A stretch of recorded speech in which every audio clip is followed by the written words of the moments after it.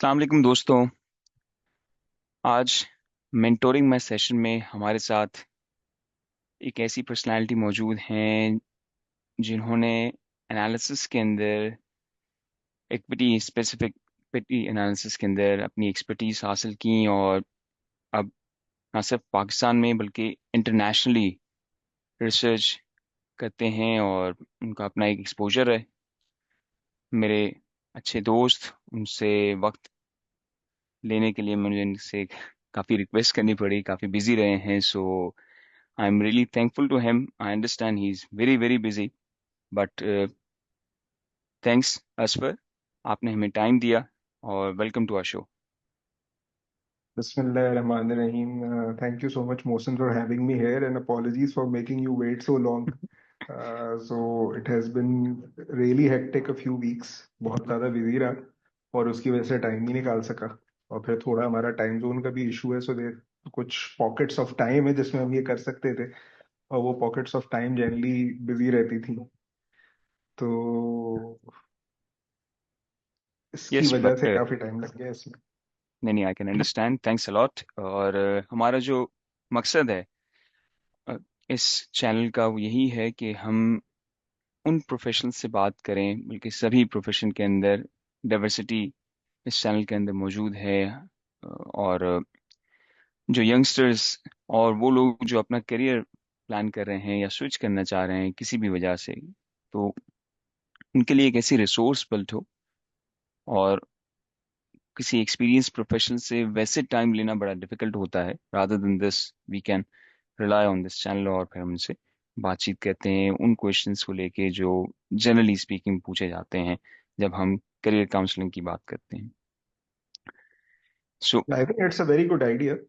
Generally जब मैं university में था, तब भी काफी डर थी करियर काउंसलिंग की, and it was visiting faculty ने जो कोर्सेज पढ़ाए, उससे फिर वो मेंटरिंग और गाइडेंस मिली, जहाँ से फिर अपना करियर पाथ जो है वो एक प्रॉपर तरीके से शेप अप कर सका।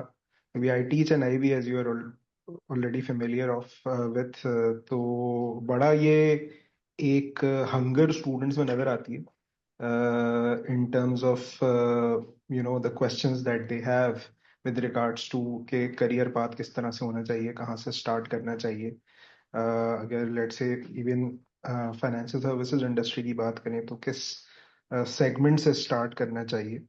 तो clearly there is a gap, और ये बहुत अच्छा इनिशिएटिव है। आई आई होप कि बहुत सारे स्टूडेंट्स इससे मुस्तफीद होंगे और इससे फायदा उठाएंगे।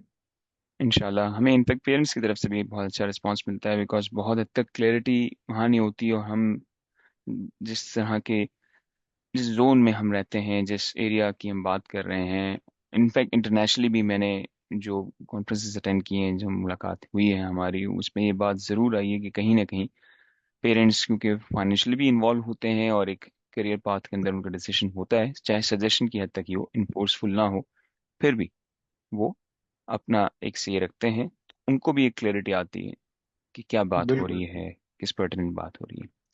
तो चलें सर, फर्स्ट क्वेश्चन से स्टार्ट करते हैं।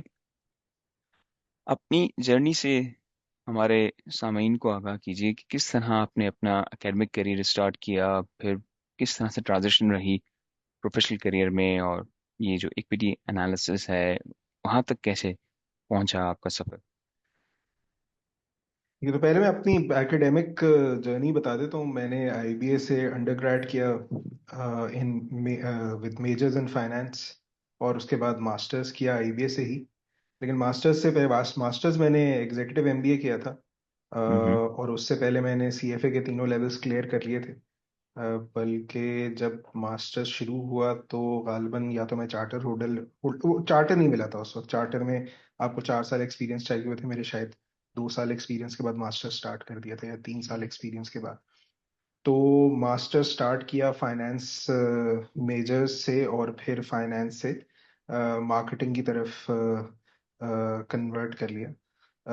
और तो मास्टर्स में सारे ज़्यादातर कोर्सेज जो हैं इलेक्टिव वो मार्केटिंग के थे। इसके अलावा हम्म। जैसे मैंने बताया, मैं सीएफए चार्टर होल्डर। सीएमटी का मैंने लेवल 1 दिया था, और उसके बाद फिर टाइम ही नहीं मिला लेवल 2 के लिए थोड़ी बहुत पढ़ाई की। तो लेकिन सीएमटी का लेवल 1 क्लियर किया और फिर उसके बाद पढ़ाई को फुल स्टॉप लग गया। जहाँ तक प्रोफेशनल करियर का ताल्लुक है, स्टॉक मार्केट से एक्सपोजर बहुत जल्दी मिला। आई वाज लकी, माय चाचा used to actively invest in the stock market. और सिबलिंग्स में मेरे वाले साहब सबसे बड़े हैं, फुफ्हियों में। और सो दो भाई और चाचा सबसे छोटे थे। तो वाले साहब से डर बहुत ज्यादा लगता था, और चाचा से बनती बहुत ज्यादा थी, क्योंकि उनसे एज गैप जो है वो बहुत कम था। तो सारे एक्सपेरिमेंट्स और adventures, and I am the only brother, तो सारे एडवेंचर्स जो है वो चचा के साथ होते थे। तो he used to actively invest in the market. तो घर में हमारे एनुअल रिपोर्ट्स आती थी। अब आपको पता है, कोर्स की किताबें तो बड़े बोरिंग से कागजों पे प्रिंट हुई भी होती हैं। एनुअल रिपोर्ट में अभी भी और उस वक्त भी कंपनीज, अब तो खैर बहुत सारी एनुअल रिपोर्ट सीडीज पे आती हैं और जनरली डिजिटली यूज होती है एनुअल रिपोर्ट, लेकिन उस वक्त वो ग्लेज पेपर पे बड़ी खूबसूरत लगती थी वो एनुअल रिपोर्ट्स। तो क्यूरियोसिटी बड़ी होती थी कि इनको समझा जाए कि ये है क्या। समझ में कुछ आता नहीं था तो चाचा से हेल्प लेते थे। और तो and and I was very young then, मेरे ख्याल में 10-11 साल का होऊंगा, कि वो बिजनेस रिकॉर्डर में पूरा वो स्टॉक्स का पेज, आई डोंट नो अब आता है या नहीं आता, बट उस वक्त आता था जिसमें open high low close, P ratio, dividend deal वगैरह आते थे। वो भी समझ में नहीं आता था, और मुझे चिकन पॉक्स हो गए थे 3 हफ्ते या 2 हफ्ते घर पे रहना पड़ा था क्लास 7th में। तो वो कुछ करने को था ही नहीं। तो वो in the height of boredom business recorder के वो स्टॉक एक्सचेंज वाले पेजेस डिटेल में खंगालना शुरू कर दी। तो वहां से फिर मैं शायद 12 साल का था, तो अ, वो पर्सनल कंप्यूटर खरीदना था। तो वाले साहब से कहा, उन्होंने कहा कि भाई ये तो भी क्या जरूरत है, तो खुद से अपने पैसे सेव करके जो है वो ले लेना। तो सेविंग्स जो है बिल्कुल ही नन्ही मुन्नी थी। चाचा से मशवरा किया, उन्होंने कहा इन्वेस्ट कर दो जितनी भी सेविंग्स हैं। तो वो इन्वेस्ट करने के लिए भी बहुत छोटी थी। तो कुछ पैसे चाचा से बोरो किए, कुछ मामू से बोरो किए, और अपना पहली इन्वेस्टमेंट, मेरे ख्याल में 12 साल या 2-3 महीने का था तब पहली अपनी इन्वेस्टमेंट की। पीएसओ के शेयर्स खरीदे थे, और I remember the date, it was 5 January 1999। तो वहां से जर्नी स्टार्ट हुई। पीएसओ के शेयर्स बढ़ भी गए, पैसे भी बना लिए, और उसके बाद से मुंह को खून लग गया। तो फिर जब भी कोई चीज चाहिए होती थी, और ऑब्वियसली मिडिल क्लास फैमिली, तो हर चीज आप हाथ रखें। हमने तो अपने बच्चों की आदतें जरा थोड़ी सी खराब कर दी हैं, बट इतने आराम से मिलती नहीं थी चीजें। तो stock market investment became a source of getting these gadgets and stuff जो कि आप अपनी टीन्स में एस्पायर करते हैं। तो पहला मोबाइल भी स्टॉक मार्केट की इनकम से खरीदा था। पहला कंप्यूटर तो मैंने आपको बताया, दूसरा कंप्यूटर भी, पहला लैपटॉप भी, गाड़ी भी स्टॉक मार्केट की इनकम। और खैर मैं started giving tuition as well, तो वहां से ये स्टार्ट हुआ। फिर आईबी में इलेक्टिव था हमारा सिक्योरिटी एनालिसिस का।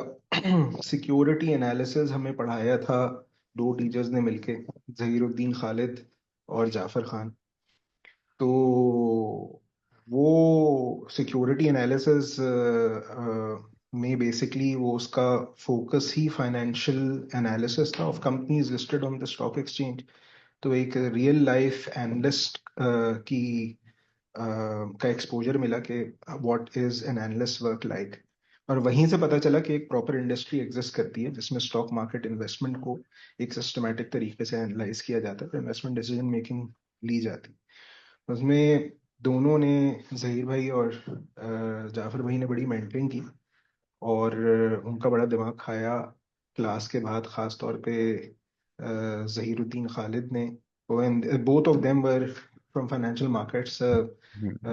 Zahir was head of research at Al Mizan, and Jafar Khan was chief investment officer at MCB Asset Management.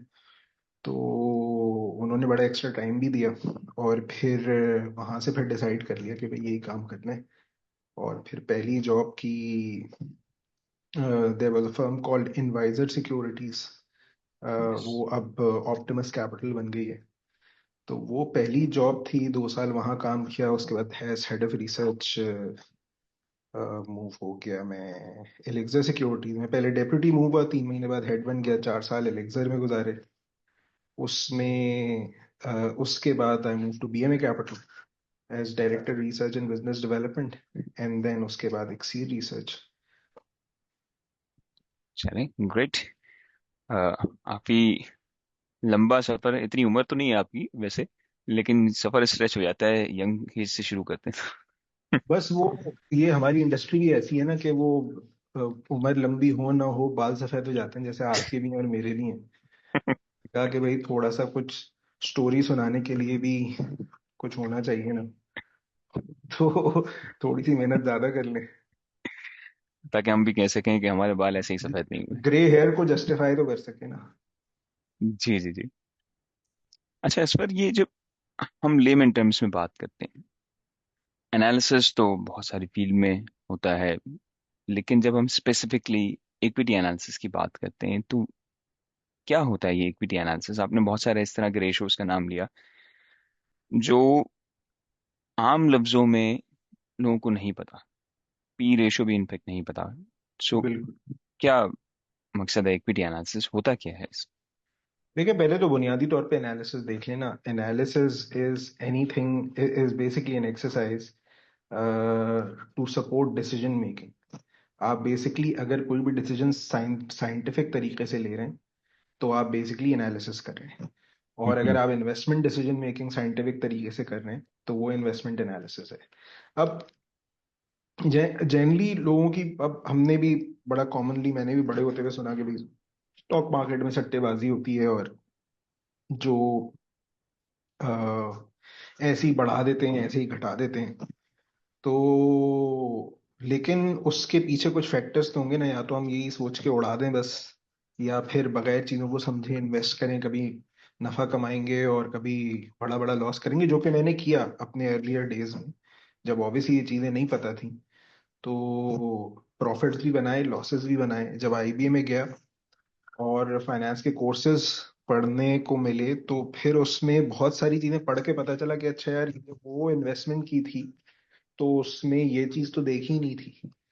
और या बहुत हाई पीई पे इन्वेस्ट कर दिया, या कोई भी और। सो द पॉइंट इज कि आप एक सिस्टमेटिक तरीके से अगर इन्वेस्टमेंट करेंगे तो आपको कुछ टूल्स चाहिए, और वो टूल्स आपको एक सिक्योरिटी एनालिसिस में या इक्विटी एनालिसिस के जो कॉन्सेप्ट्स हैं उससे मिलते हैं। अभी अब मैंने पीई रेशियो की, डिविडेंड यील्ड की बात की, तो जनरली हर एसेट की प्राइस उसकी अर्निंग पावर से डिटरमिंड होती है। लेकिन वो सिर्फ एसेट की प्राइस नहीं होती, सिर्फ अर्निंग पावर नहीं होती। उस अर्निंग पावर को, या उस नेचर ऑफ अर्निंग पावर को मार्केट क्या वैल्यू असाइन कर रही है उस पर भी डिपेंड करती है। अब अर्निंग पावर ने को मेजर करने का एक तरीका है earning per share. Earning per share, let say अगर एक कंपनी के 10 शेयर हैं और वो 100 रुपए कमाती है साल के, तो उसकी एक शेयर की अर्निंग 10 रुपए हो जाएगी। हम्म। अभी जब मार्केट कोई गिर के 40,000 पे आ गई थी, तो सब मार्केट का मल्टीपल 2.5 3 पे आ गया था। यानी कि जो कंपनी साल के 10 रुपए कमाती है वो 25 से 30 रुपए या 35 रुपए पे ट्रेड कर रही थी। अब वो मल्टीपल बढ़ के जो है वो 7.5 8 पे आ गया। तो 25 से 30 रुपए वाली कंपनी जो कि 10 रुपए कमाती थी, वो बढ़ के अब 70 से 80 रुपए के बीच में आ गई। तो इस तरह से जब वो शेयर्स की प्राइस बढ़ी तो वो मार्केट का इंडेक्स भी बढ़ गया, 40,000 से 1,15,000 पे आ गया। तो अब अगर आप बीच में एक पॉइंट उठा लें, लेट से 65,000 पे जब मार्केट आई, तो लेट से उस वक्त मार्केट का मल्टीपल 2.5 3 से बढ़ के 5 का मल्टीपल हो गया था। तो 10 रुपए कमाने वाली कंपनी जो है वो 50 रुपए या 55 रुपए पे ट्रेड करी होगी, अगर 5 से 5.5 के बीच में मल्टीपल है। तो उस वक्त अगर आप ये डिसीजन मेकिंग करने जा रहे हैं कि आपको या इन्वेस्ट करना चाहिए या नहीं करना चाहिए, तो आपके पास डाउन साइड का भी एक आइडिया है आपको कि भाई अभी कुछ दिनों पहले ही मार्केट 2.5 के मल्टीपल पे ट्रेड कर रही थी। और आपके पास एक हिस्टोरिकल एनालिसिस से ये भी आइडिया है कि पाकिस्तान में जनरली मार्केट कंफर्टेबली 8 9 के मल्टीपल पे ट्रेड करती है, अगर पॉलिटिकल और इकोनॉमिक इन्वायरमेंट जो है वो स्टेबल हो। और अच्छे वक्तों में 12-13 के मल्टीपल पे भी जाते हैं।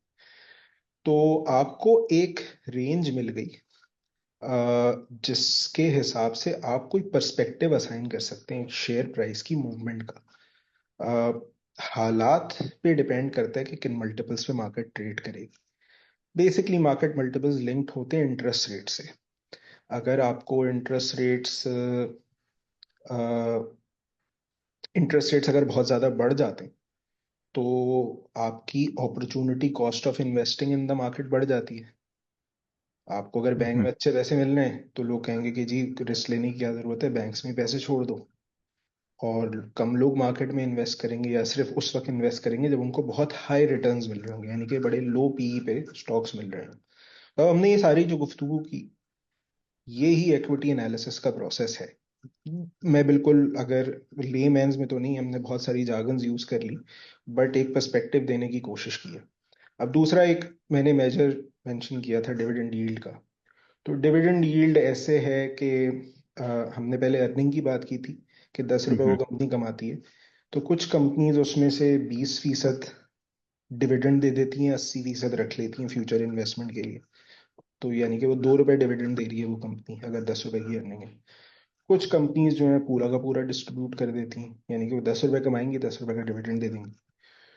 यस। कुछ टाइम्स ऐसे होते हैं जब हाई डिविडेंड पेइंग कंपनीज की डिमांड ज्यादा होती है, यानी कि उस माहौल में या उस एनवायरनमेंट में जिन कंपनीज की डिविडेंड यील्ड अच्छी होती है, वो ज़्यादा अच्छा परफॉर्म कर रही होती हैं। और कुछ मार्केट्स में, कुछ एनवायरनमेंट में या कुछ किसी वक्त आपकी डिविडेंड पेइंग कंपनीज इतनी ज़्यादा सॉट आफ्टर नहीं होती। तो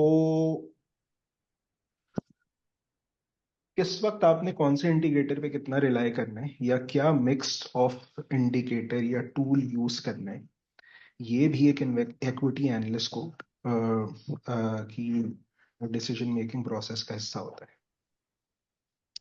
राइट। सो जब हम एनालिसिस की बात करते हैं और लोग इसमें करियर भी परस्यू करना चाहते हैं, इंटरनेशनली भी हमने देखा है कि बहुत वेल एक्नॉलेज, जिस तरह आपने सीएफए की बात की, चार्टर होल्डर आप खुद भी हैं, और आपने सीएमटी की भी बात की।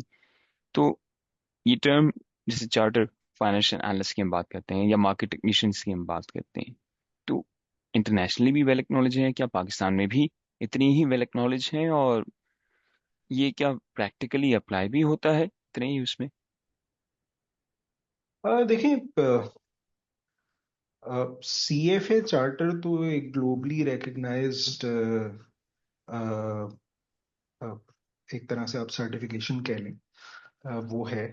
सो it gives you a common yardstick to evaluate a finance candidate or an equity analyst, irrespective of which country that person is coming from. तो अगर हम्म। लेट्स से मैं यहाँ पाकिस्तान में बैठा हूँ और श्रीलंका में किसी को हायर करूँ, तो मुझे नहीं पता कि कौन सी श्रीलंकन यूनिवर्सिटीज अच्छी हैं, कौन सी बुरी। लेकिन अगर यस। उसने सीएफए किया हुआ है, तो उसने वही डिग्री प्रोग्राम फॉलो या वही एजुकेशनल कुरिकुलम फॉलो किया होगा जो कि पाकिस्तान में बैठे हुए किसी ने अगर सीएफए किया है, उसने फॉलो किया होगा। तो ग्लोबल रिकग्निशन एक पाकिस्तानी यूनिवर्सिटी डिग्री के मुकाबले में सीएफए चार्टर की काफी सिग्निफिकेंटली बेटर है। But CFA post under grade आप करते हैं, यानी कि आपके पास सीएफए चार्टर के लिए अंडर ग्रेजुएट की डिग्री होनी चाहिए। तो it is not a replacement of an undergraduate degree. इस सीएफए प्राइमरीली फंडामेंटल रिसर्च पे फोकस करता है। मेरे ख्याल में एक छोटा सेक्शन टेक्निकल एनालिसिस पे भी होता है, लेकिन वो टेक्निकल एनालिसिस पे ज्यादा हेविली फोकस नहीं करता। और सीएफए सिर्फ इक्विटी रिसर्च के टॉपिक्स कवर नहीं करता, उसमें पोर्टफोलियो मैनेजमेंट भी है, उसमें ऑल्टरनेट एसेट्स भी है, उसमें फिक्स इनकम भी है, उसमें डेरिवेटिव्स भी है, उसमें इकोनॉमिक एनालिसिस के भी टॉपिक्स हैं, एथिक्स का एक बहुत बड़ा कंपोनेंट है। ये सारी चीजें भी उसमें, मेरे ख्याल में अब क्रिप्टो करेंसीज पे भी उन्होंने कुछ टॉपिक्स ऐड किए।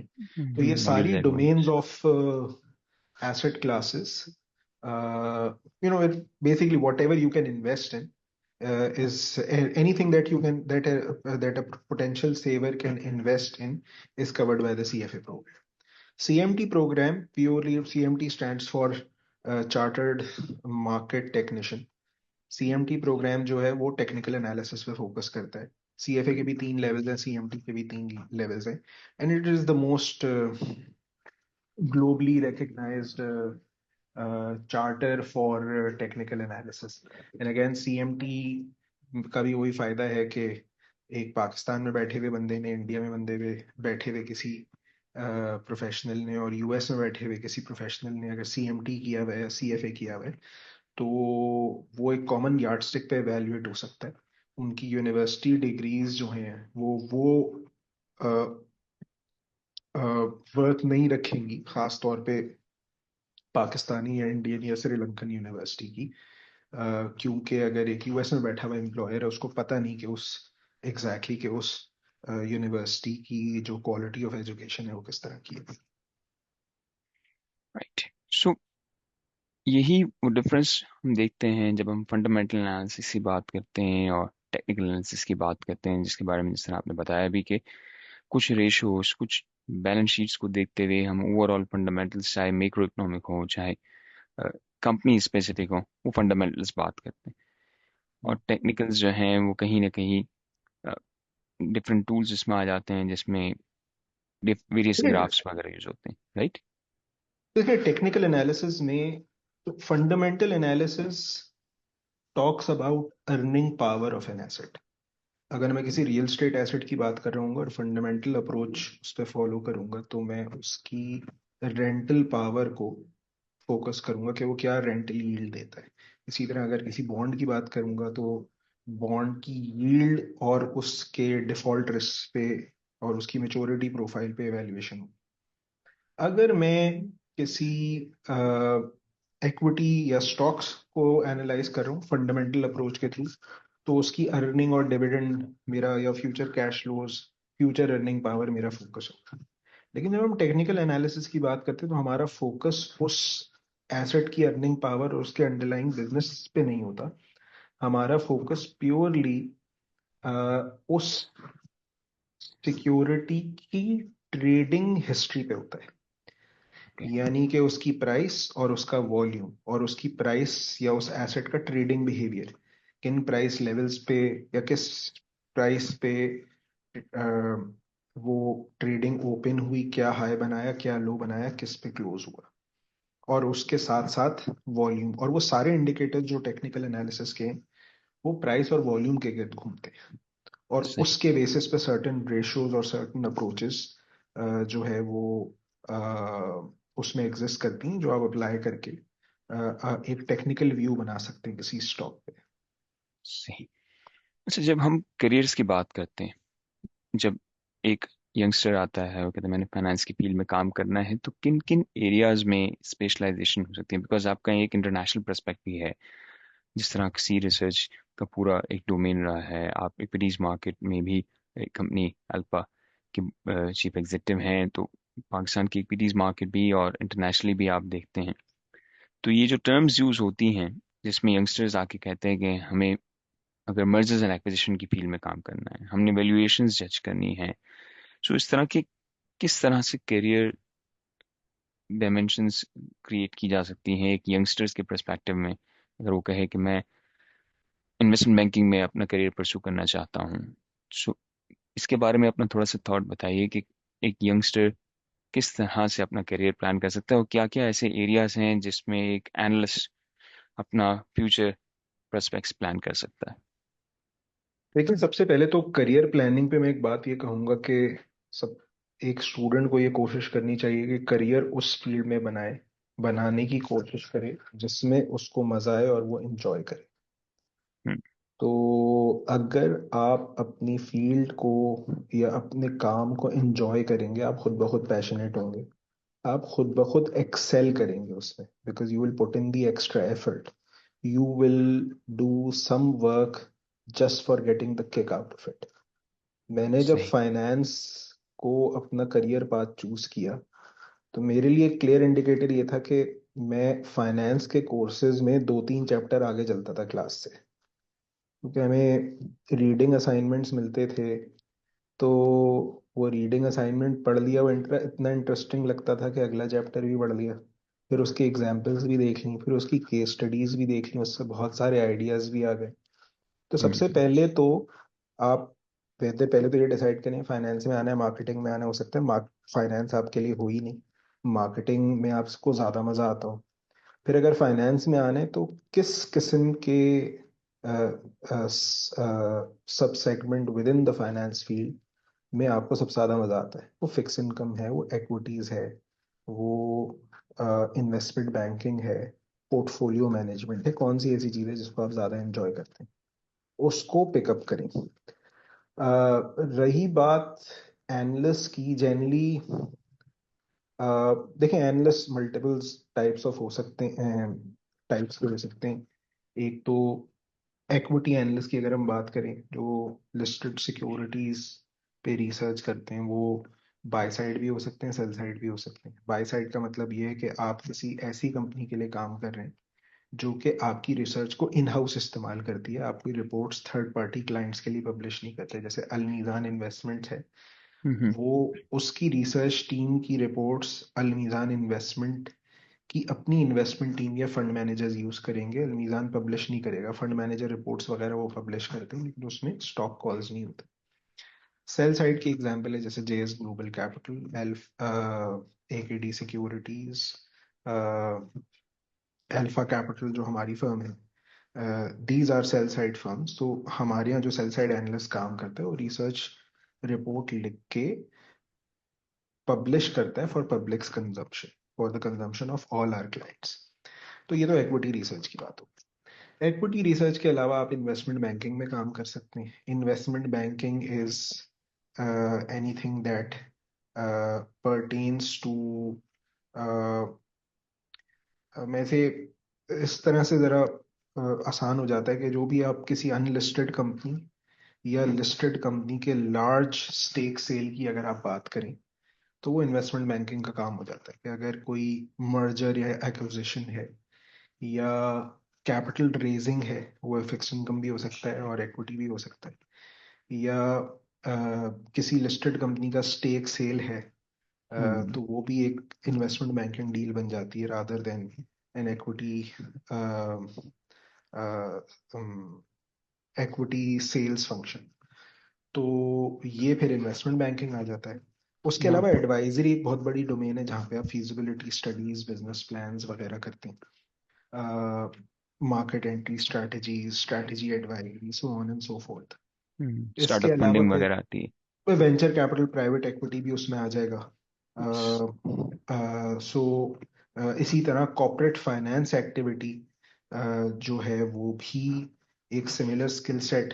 जैसे अगर आप एंग्रो के अंदर कोई बिजनेस एनालिस्ट है या स्ट्रैटेजी एनालिस्ट है, to an extent finance and planning वाले भी कुछ हद तक इन्वेस्टमेंट रिलेटेड एनालिसिस करते हैं, लेकिन उनका ज़्यादातर वक्त जो है वो ऑन गोइंग ऑपरेशंस के फाइनेंशियल एनालिसिस एंड प्लानिंग में लगता है। तो ये सारे ऑप्शन आपके पास खुले होते हैं। और इन फील्ड्स में आप, ये पॉसिबिलिटी होती है कि आपने इक्विटी रिसर्च से स्टार्ट किया और फिर इन्वेस्टमेंट बैंकिंग में चले गए, एडवाइजरी में चले गए, या आप कॉर्पोरेट फाइनेंस में चले गए। कैपिटल मार्केट से बहुत सारे एनालिस्ट, खासतौर पे सेल साइड एनालिस्ट, एंग्रो जाते हैं as hmm. Business analyst. Lucky में गए, हाउस ऑफ हबीब में गए। तो ये रूट्स आपके पास खुले होते हैं क्योंकि आप कॉमन स्किल सेट्स यूज कर रहे होते हैं इन सारी फील्ड्स में। मैं बजाते खुद प्रेफर ये करता हूँ, और मुझे एडवाइस, ये करियर एडवाइस मुझे मेरे टीचर से ही मिली थी, कि एक एनालिस्ट चाहे वो अपना future long term career advisory में बनाना चाहता है, एक्विटी रिसर्च में बनाना चाहता है, इन्वेस्टमेंट बैंकिंग करना चाहता है, प्राइवेट एक्विटी वेंचर कैपिटल करना चाहता है, या किसी लार्ज कंग्लोमरेट के इन्वेस्टमेंट डिवीजन में काम करना चाहता है, उसको आइडली अपना करियर सेल साइड रिसर्च से स्टार्ट करना चाहिए। और उसकी चंद वजूहात हैं। सबसे पहली पहली और सबसे बड़ी वजह यह है कि सेल साइड रिसर्च वो वाहिद फंक्शन है जिसमें आपका काम पब्लिश होता है। यानी कि पूरी दुनिया को आप डेमोन्स्ट्रेट कर सकते हैं अपनी पब्लिश्ड रिसर्च दिखा के कि आपने क्या काम किया हुआ है अपने 3-4 साल जो आपने सेल साइड रिसर्च में लगाएं। फिर सेल साइड रिसर्च बहुत ही रिगरस है। मेरे ख्याल में इन सारी डोमेन्स में सबसे टफ काम है, क्योंकि आप कस्टमर को सर्विस कर रहे होते हैं, और कस्टमर हर वक्त ये, या क्लाइंट को सर्विस कर रहे होते हैं, और क्लाइंट को हमेशा ये शिकायत रहती है कि भाई ये एनालिस्ट का अपना पैसा तो लगना नहीं है, तो कहीं तुम्हारी कॉल, तुम रेकलेस कॉल तो नहीं दे रहे। हम्म। तो एक बहुत हाई लेवल ऑफ स्क्रूटनी होती है। There is a very little margin of error. It's probably the most thankless job amongst all the career options that an analyst can have. So when someone starts his career from a sell side research role, उसका पूरा एक job portfolio भी बन रहा है उसकी publish reports के तौर पे। उसका रगड़ा भी बेतहाशा लग रहा है। वो क्लाइंट फेसिंग सिचुएशंस में भी होता है, क्लाइंट फेसिंग सिचुएशंस में गलती भी करता है, गलती करके राइट। एम्बेरसमेंट फेस करता है, एम्बेरसमेंट से सीखता है, और यस। एक कांस्टेंट फीडबैक मैकेनिज्म के साथ एक्सपोज्ड होता है। तो उससे जो आपकी डेवलपमेंट होती है वो बहुत फास्ट पेस होती हम्म। ओके। यस। सो बहुत डिटेल आपने इसको ब्रीफ किया, एंड थैंक्स अलॉट अगेन। जिस तरह से हमने डिस्कस किया था कि हम किस तरह से पिच करेंगे, और जो मुख्तलिफ क्वेश्चंस हमने डिस्कस किए थे, कमिंग टू द क्लोजर, और आपने समराइज भी किया कि करियर पर्सपेक्टिव में अपनी स्पेशलाइज एरिया ऑफ इंटरेस्ट को आइडेंटिफाई करें और फिर उसमें काम करें। सो एनालिसिस की हम बात करें, आपने इक्विटीज के अलावा भी फंडामेंटल्स और उन सारी एरियाज की बात की। टू सम अप, कोई एक मेथड, क्योंकि आपने खुद बहुत सारे यंगस्टर्स को हायर किया और आपसे हमेशा जब बात होती है तो आप ये बात जिक्र ज़रूर करते हैं कि एकेडमिक वर्जन और प्रैक्टिकल वर्जन में फ़र्क है। तो जस्ट मैं आपसे लास्ट थॉट आपका लेना चाहूँगा इस बारे में कि ये प्रैक्टिकल फील्ड का एक्सपोजर पढ़ाई के साथ साथ कितना मायने खेज है, कितना इम्पोर्टेंट रखता है, ताकि एक यंगस्टर ये ना सोचे। अक्सर जगह पे हम बात करते हैं कि मुझे तो, मैंने एमबीए कर लिया है या मैंने इवन 4 साल बैचलर्स के भी लगा लिए हैं, तो मुझे, मैंने बहुत पढ़ लिया, मुझे बहुत कुछ आता है। लेकिन जब प्रैक्टिकल फील्ड में वो आते हैं तो उनको रियलाइज होता है कि there is something else. What are your thoughts about है। दिस? सबसे पहले तो ये चीज़ पता होनी चाहिए कि आप जब अंडर ग्रेड कर लेते हैं, इवन जब आप सीएफए भी कंप्लीट कर लेते हैं ना, तो आप मेरली टूल्स सीखते हैं जो कि आपको सर्वाइवल के लिए या काम करने के लिए चाहिए। उन टूल्स को अप्लाई कैसे करना है वो तो आपको अप्रेंटिसशिप से या एक्चुअल काम करके ही आएगा। सही। तो लर्निंग तो शुरू होगी जब जॉब स्टार्ट होगी। एक स्टूडेंट अपने आप को प्रिपेयर कैसे कर सकता है? सबसे पहले तो इंडस्ट्री के साथ इंटरैक्ट करे किसी भी तरीके से। तो गेस्ट स्पीकर सेशंस हो गए, सेमिनार्स हो गए, जनरली स्टूडेंट्स उससे भागते हैं। आपकी इंडस्ट्री जिसमें आप करियर बनाना चाहते हैं उससे रिलेवेंट कोई भी सेमिनार है, कोई भी गेस्ट स्पीकर सेशन, उसको अटेंटिवली सुनिए। जितना उससे अट्रैक्ट एक्सट्रैक्ट कर सकते हैं इंफॉर्मेशन उस एक्सपोजर से, वो करें। फिर अगर आप इक्विटी एनालिस्ट की बात करें तो सेल साइड रिसर्च पब्लिश होती है, तो आप वो पढ़ें। पढ़ने हम्म। से आपको बहुत सारी फाइंडिंग्स मिलेंगी, आपकी नॉलेज भी बढ़ेगी लिस्टेड सेक्टर्स के बारे में, आपकी अंडरस्टैंडिंग भी बढ़ेगी, आपको ये नज़र भी आएगा किस तरह से टूल्स जो है वो अप्लाई हो रहे हैं। कोशिश कर रहे हैं कि डिटेल रिपोर्ट्स मिल जाएं, क्योंकि उसमें वैल्यूएशन वगैरह प्रॉपर डिटेल्स के साथ डिस्कस हुई हुई होती हैं, और सेक्टर एनालिसिस भी हुआ हुआ होता है। तो उन डिटेल रिपोर्ट्स को पढ़ें। तो जहाँ पे जितना भी आपको मौका मिले इंडस्ट्री के साथ, इंटर्नशिप्स हैं, कोशिश करें इंटर्नशिप्स उन ऑर्गेनाइजेशंस में करने की अ, पे प्रायोरिटी असाइन करें जहाँ पे आप वाकई में कुछ सीखें, रादर देन के रेज्यूमे में अच्छे नाम भरने की कोशिश करें।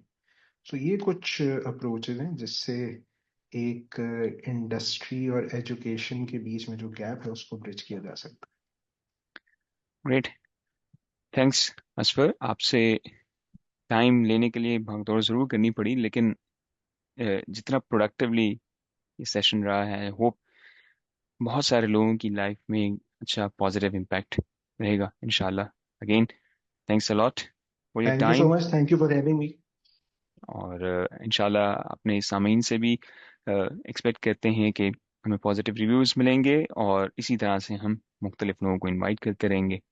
Thanks a lot for listening to us. Take care. Thank you so much, take Allah care, Allah हाफिज़। हाफिज।